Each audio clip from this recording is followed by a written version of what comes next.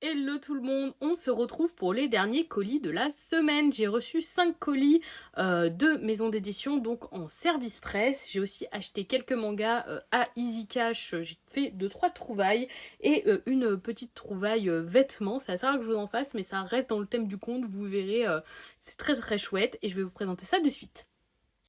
On commence avec un colis Vega Dupuis et plusieurs webtoons. Le premier c'est Distress que j'avais déjà pu vous présenter et que j'ai déjà lu, qui est donc un webtoon adapté au format papier qui se passe au Canada. Je vous ai déjà parlé du premier tome dans un bilan lecture que je vous invite à aller voir si vous êtes un peu curieux de découvrir ce titre. Et un post arrivera très prochainement sur Instagram pour vous parler complètement de ce titre.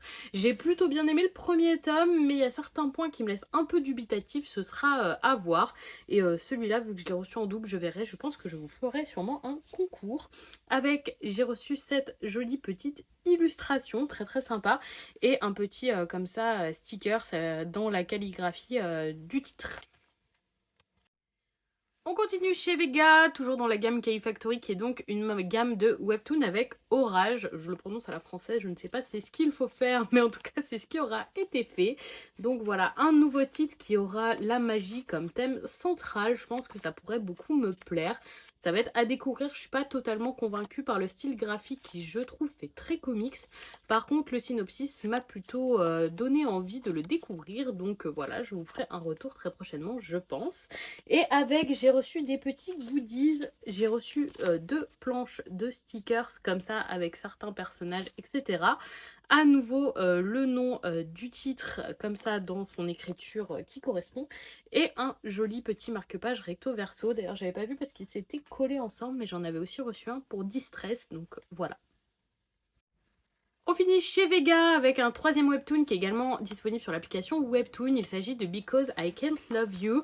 Et là, je vais parler aux fans de Blue Flag ou de Tense à couper le souffle parce qu'on retrouve à nouveau un triangle amoureux, mais avec une fille et un garçon qui sont amoureux du même garçon apparemment. Donc, curieuse de découvrir ça parce que soit Blue Flag ou Tense à couper le souffle, j'avais adoré ces 2 titres qui étaient dans la même continuité un peu. Donc, il va falloir que je découvre celui-là. Il me faisait très envie en tout cas. Et avec, j'ai reçu ce joli petit badge qui a un effet absolument incroyable, chromatique comme ça. Vous savez, c'est une attache comme ça un peu épingle. Donc voilà, trop cool comme petit goodies. On passe chez Mao avec les tomes 3 et 4 de Yuan Zun. Donc j'avais découvert pas mal de titres de chez Mao, mais c'est vraiment celui-là qui avait retenu mon attention pour beaucoup d'éléments. Déjà, l'édition est très soignée, c'est du papier glacé contrairement à certaines éditions de chez eux qui sont sur du papier plus standard, donc ça rend vraiment bien. Les chara-designs sont magnifiques, les graphismes sont tout à fait à mon goût et l'histoire est très sympathique. Toutes les histoires qui sont éditées dans la gamme Manette de chez Mao sont un peu dans la même idée, toujours un petit peu on retrouve les mêmes marqueurs, je dirais, mais c'est vraiment Yuan Zun qui m'a le plus convaincu avec Apothéosis. Donc c'est les 2 titres que je vais continuer de cette gamme Maned et je suis très hâte de découvrir la suite. De la part de Sakamanga, ensuite, j'ai reçu le premier tome de La Chasse aux cadavres. Je trouve la couverture absolument incroyable. C'est un nouveau thriller. J'ai vu des avis très positifs passer dessus et je vous avoue que j'avais hâte de le recevoir parce que ce titre me tentait énormément. Je suis persuadée que ça va beaucoup me plaire, donc j'avais très envie de le découvrir. Je suis très contente de l'avoir reçu et vraiment hâte de découvrir tout ça et de pouvoir vous en parler. On continue avec une réception manga pour le moins étonnante. J'ai été contactée par Belin pour vous présenter leur manga twist. Je pense que ça va beaucoup intéresser ceux qui travaillent en médiathèque ou qui travaillent avec des enfants parce que ça se veut plutôt des lectures pour les plus jeunes, donc peut-être des profs, des gens dans des CDI, etc. Ou peut-être même des libraires. C'est un manga, donc là pour le coup c'est Alice au Pays des Merveilles. Donc ici vous avez le manga tout à fait classique comme on peut avoir souvent avec au milieu un joli petit poster qui se déplie tout en couleur. Et si vous retournez le livre, vous avez Alice in Wonderland et donc vous avez la version anglaise. Donc c'est la même histoire mais vous pouvez voir que les bulles sont toutes en anglais, ce qui permet à l'enfant de le lire en français et en anglais pour bien comprendre toutes les subtilités, apprendre doucement la langue. Je trouve ça super cool. Ils ont déjà une jolie gamme avec des classiques. Oliver Twist, Roméo et Juliette, Dracula, Sherlock Holmes. Vraiment, il y a beaucoup de choses et ça a l'air super intéressant. Je trouve ça super cool pour les plus jeunes. Ensuite, de la part de Kana, j'ai reçu les 2 premiers tomes de Toa's Arc. C'est par le même auteur que Buster Kill. Vous reconnaîtrez peut-être, il me semble que j'ai des tomes de Buster Kill dans ma pile à lire depuis des années. Des tomes qu'on m'avait donnés et qui ne sont encore jamais sortis de ma pile à lire. Parce que vous savez que ma pile à lire personnelle est énorme. Je sais pas si ce titre va me plaire. En tout cas, le style graphique n'est pas vraiment à mon goût. J'ai quand même envie de découvrir la lecture, donc on va voir. Mais je pense que ça cible peut-être un public plus jeune que moi. En tout cas, j'ai reçu un très joli service presse avec, donc dans une boîte comme ça, on retrouve tous les éléments et il y avait des tomes à l'intérieur, vous voyez, ça s'ouvre juste ici. Et il y avait pas mal de choses. On retrouve à nouveau un jeu de plateau comme ça, enfin un plateau qui se découpe, qui se déplie comme ça, avec de l'autre côté un jeu de plateau. En ce moment, c'est le 3e service presse que je reçois avec un jeu de société comme ça, donc je pense qu'il y a quelque chose qui se développe dans les maisons d'édition avec les petits plateaux de jeux de société comme ça. Et avec, donc, pour mettre sur le plateau, on a des petits oiseaux comme ça verts et des petits oiseaux comme ça bleus. Ça m'a tout l'air d'être un espèce de jeu de dames. Alors moi, il arrivait un peu pété, vous voyez, mais c'est pas très grave, ça n'empêchera pas d'y jouer.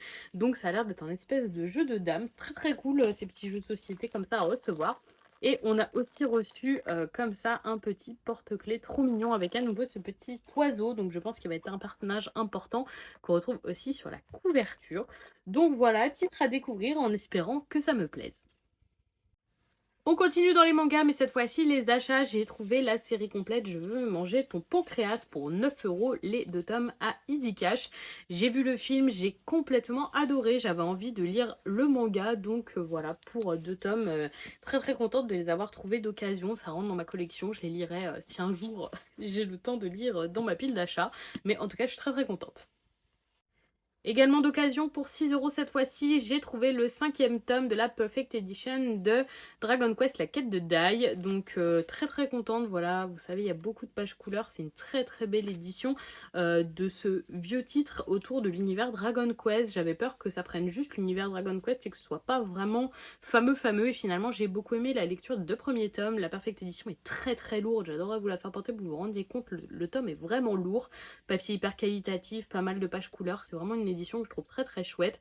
J'aurais peut-être préféré avoir un plus grand format, mais finalement ça fait bien le taf. Donc voilà, le tome 5, j'aurai un trou, il me manquera les tomes 3 et 4, mais je compléterai petit à petit.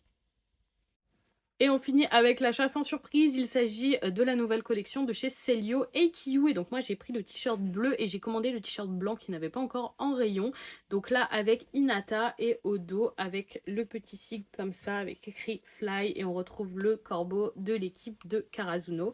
Donc voilà, trop contente, j'ai commandé le blanc, faudra que j'aille le chercher. Il y a plein de détails sur les manches comme ça, vous voyez. Là le petit col a un peu de orange pour rappeler les couleurs de l'équipe, vraiment trop joli ce t-shirt AQ. Trop contente qu'ils aient sorti cette collection chez Celio et en plus le petit vous savez macaron entre guillemets qui est accroché au t-shirt, c'est un sticker. Donc moi j'ai un petit Hinata version corbeau absolument adorable, donc je suis très très contente. Et donc voilà pour les quelques dernières réceptions / achats de la fin de la semaine. J'espère que vous avez passé une bonne semaine. Dites-moi si certains de ces titres vous intéressent ou si vous les avez déjà lus, ce que vous en avez pensé, etc. Si vous comptez les acheter, toujours très curieuse d'échanger avec vous, c'est toujours un plaisir. Je vous souhaite une bonne soirée et je fais des bisous tout le monde.